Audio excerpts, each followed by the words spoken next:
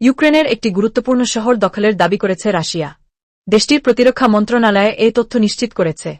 Reuters এবং বিবিসির প্রতিবেদনে জানানো হয়েছে ওই শহরের নাম মেলিটপোল।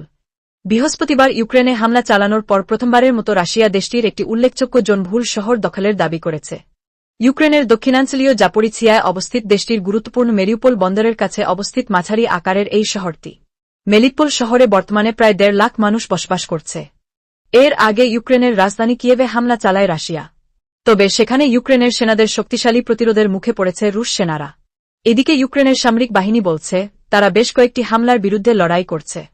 সামাজিক মাধ্যম ফেসবুকে এক পোস্টে ইউক্রেনের সেনাবাহিনীর পক্ষ থেকে বলা হয়েছে, একটি প্রধান শহরে তাদের ঘাঁটির কাছে রাশিয়ান বাহিনীকে প্রতিহত করতে সক্ষম হয়েছে একটি সেনা ইউনিট।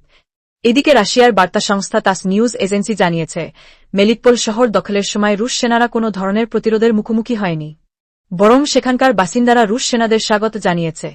অনেক বয়স্ক নাগরিককে রাস্তায় লাল পতাকাও ওড়াতে দেখা গেছে বলে রাশিয়ার প্রতিরক্ষা মন্ত্রণালয় জানিয়েছে।